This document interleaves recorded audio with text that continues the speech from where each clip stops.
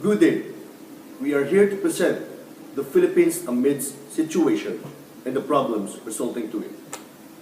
Our first speaker graduated from San Beda College, Manila, of BS Legal Management and currently teaching at Harvard University. Miko S. Santiago. Thank you, Toastmaster. A warm welcome to all present. We mark a significant milestone in the Philippine education reform.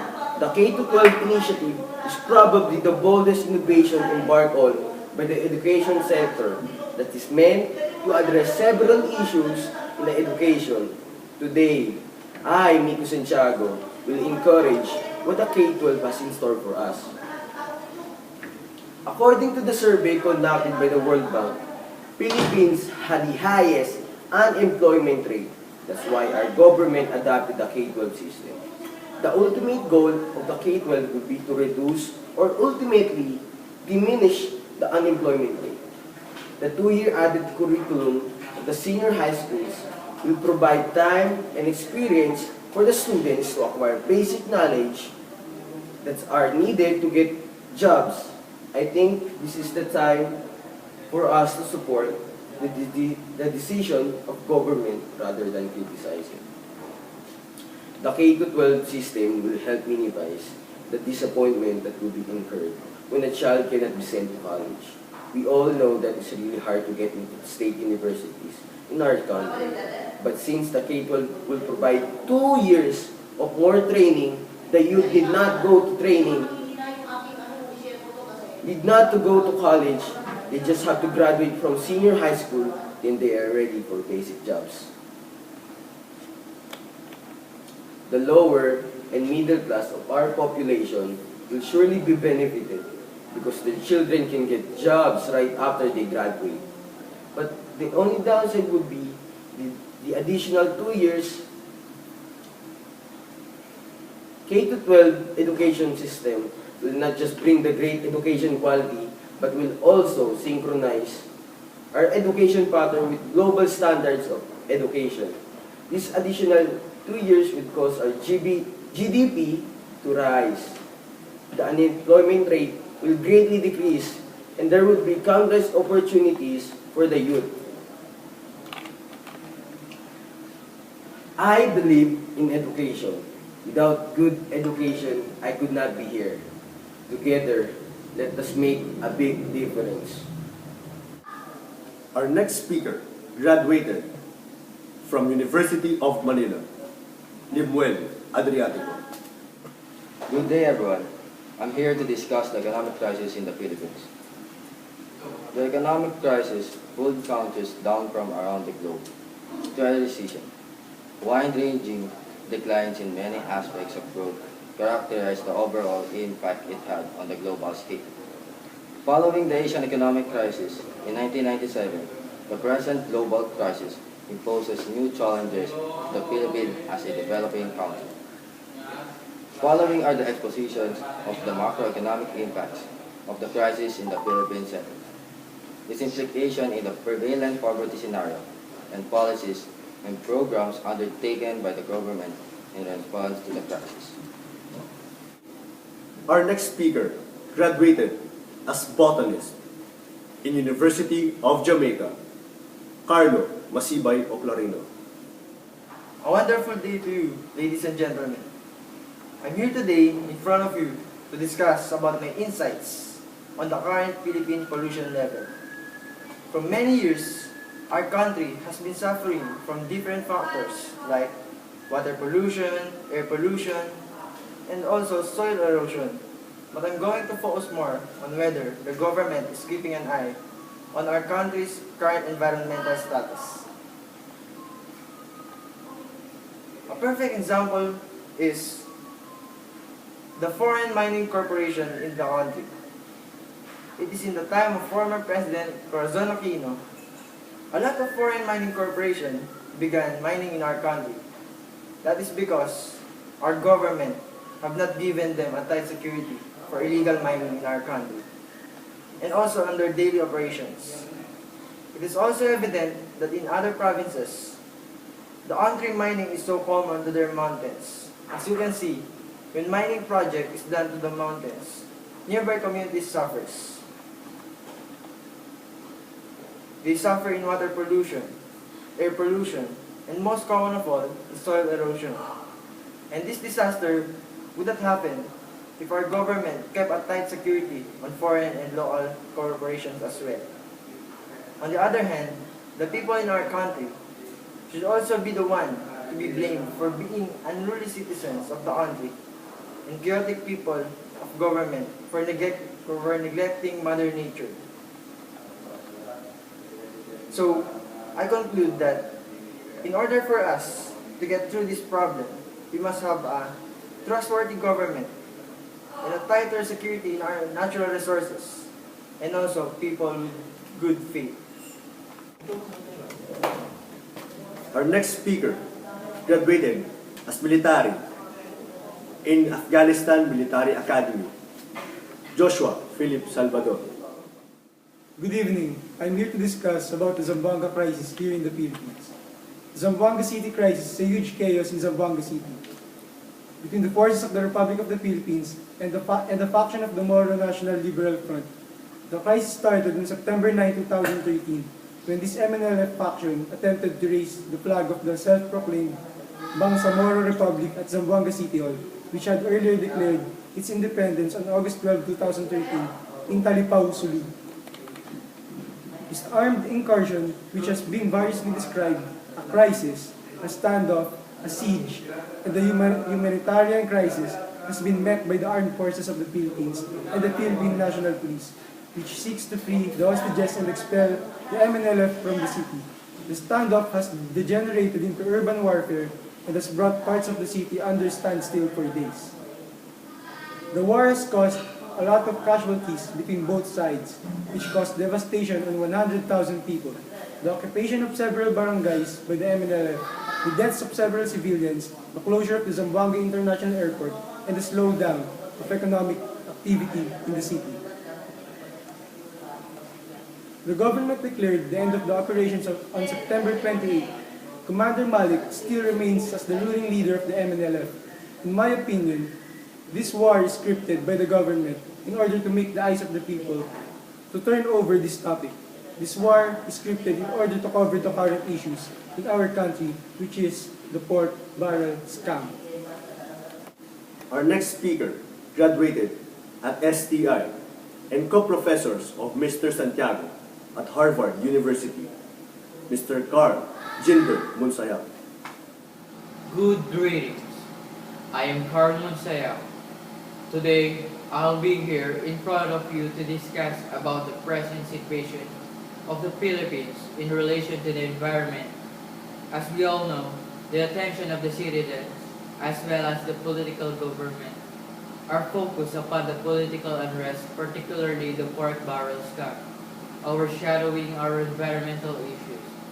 I will be at my best while at this current situation to awaken and inform the viewers about the current environmental issues that our country faces. These past few years, we were all aware that global warming is becoming a matter to be considered. Now, with the ice caps melting, the UN, or what we call the United Nations, is more committed to take action through this devastating crisis. And I quote that UN Climate Change Conference in Doha 2012 agrees to a new commitment period for the Kyoto Protocol. In December 2012, a UN Climate Conference in Doha agreed to a new commitment period for the Kyoto Protocol, a treaty that limits the greenhouse gas output of some developed countries, and affirmed a previous decision to adopt new global climate pact by 2015, taken from www.un.org EN Global Issues Climate Change. Since our country, which is the Philippines, is part of the United Nations, therefore we are obliged to take part of the program to limit ourselves in causing production of the greenhouse gas. Adding to this issue, the Philippines is located in the Pacific Ring of Fire and Typhoon Belt. As a result, the Philippines is prone to typhoons, and be harshly affected by climate change. But currently, government projects and actions are not enough to fully climate-proof the Philippines, since, says the Climate Change Commission of the Philippines, the DNR, which is Department of Environment and Natural Resources, promoted the awareness to this agenda for about a year, but now it became inactive about the issue. Now, we enter the wet season, or known to be the rainy season. I'm pretty sure that in the near future, our government will be declaring numerous states of calamities due to the unpreparedness of the Philippines to endure such tropical cyclones caused by extreme La Nina. Soon, I also assume that there will be occurrences of flash floods, landslides, and what is worse is the epidemic spread of infectious disease that are influenced by fluctuations in climate variables, relative humidity, rainfall, and inconsistent temperatures. Such fluctuations will also affect our production of stable food supply and food security that leads to another factor of problem, food shortage. Going back, I also found out that the Philippines have 50 major rivers now polluted due to abuse and neglect. Approximately two-thirds of the country's original mangroves have been lost. 100 years ago, the Philippines had close to 22 million hectares of old-growth forest. At the start of 2000, we had less than 600,000 hectares of old-growth forest left. In 1 century, we had cut down close to 97% of our original forest conducted by environmental scientists for social change, so-called ESSC, and that we have not stopped is the destruction and the scores of biodiversity. This problem will greatly affect our economy, and I suggest that we must not allow the Philippine government to take this challenge alone, but it is a matter that concerns all of our cooperation and will take our unification with the Philippine government to conquer this issue. Now, I urge everyone who is watching this to take a stand and the time to contribute for the preserving of the remaining natural environment of our country. Once again, I am Mr. Carl Musel, and have a good day ahead.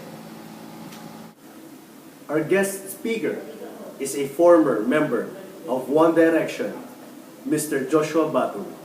Ladies and gentlemen, we are here to talk about the root cause of government corruption. Graft, as we all know, defined as a political corruption. Graft occurs when a politician uses his power for his own good. Some people simply believe that they can use others in order to profit in many different ways. This can mean getting more money than what is owed to him, as well as making laws or ruling in a way that others do not agree with simply because a politician values his or her own views over everyone else. Corruption is not the basic cause that bewitched Philippine society, and it is true that it is only a symptom of underlying fundamental cause. Justice delay? It has no justice at all. It is the root cause of government corruption. The real cause behind corruption is the absence of respectable justice system. Philippine justice is not credible, and most of the Filipinos are losing respect for it because it can only enforce the rule of law against prominent characters and powerful corrupt government officials. Philippine justice is politically adulterated, which means that it is more dominated by politicians who are considered themselves the superior elites of the society at the expense of the rights of the common people. That's all. Our Toastmaster for this program finished his college studies in University of Madagascar and is the cousin of Jeremy Lin. Mr. Edzil Cole Kabatay. Good day, ladies and gentlemen. I'm here to discuss about the corruption here in the Philippines. As you all know, corruption has never been a small problem to our country, and even to the presidents that served to our country. And the recent issue, the pork barrel scam, a lot of public servants benefited from the money of the citizens of the Republic of the Philippines, while the people of the Philippines suffer from hunger and poverty. Those public servants that should be serving our country are the one who is a suspect to a large-scale corruption. And I don't get the logic that why do they keep on running for the position of a public servant, but they just serving for their own pleasure. According to the survey in 2008 by the World Bank, Philippines is the leading country which has a large scale of corruption. I hope that someday one person will stand out and fight corruption. I know it's tempting when you see a big amount of money, but I hope that you will think about the Filipinos first before yourself. It's because you are running for a position, and the name of that position is a public servant, not a private servant. So you must think before you get tempted and to be corrupted.